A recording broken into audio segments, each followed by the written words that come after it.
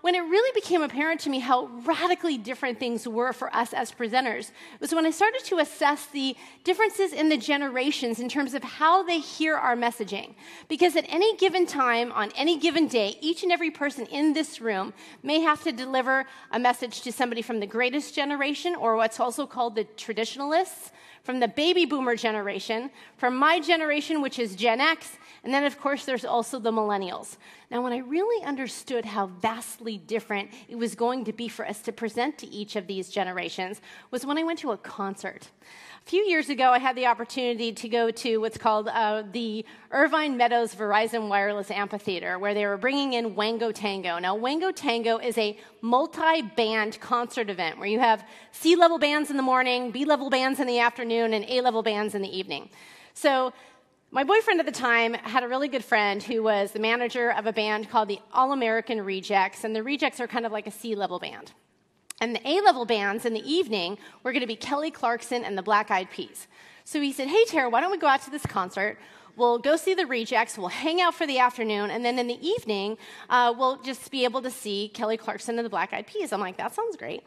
So we get to the concert, and when you go to these kinds of multi-band concerts, there's a village area where everybody kind of gets together, and they're talking about the bands and who they're here to see, and you could really sense that the kids were really there to see one performer in particular, and it wasn't Kelly Clarkson, and it wasn't the Black Eyed Peas. Now, at this particular occasion, we could hear this rumbling, and this particular performer at the time only had one big hit.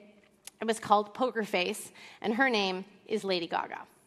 So we could just hear the rumbling, Lady Gaga, Lady Gaga. And I was thinking to myself, really? Now remember, I'm a Gen Xer, so we're a bit skeptical. She only has one big hit out at this point, and I'm thinking she could be like the Knack in My Sharona, right? So as each of the bands were sitting down, the kids couldn't wait. They just start chanting, Gaga, Gaga. So finally the moment arrives.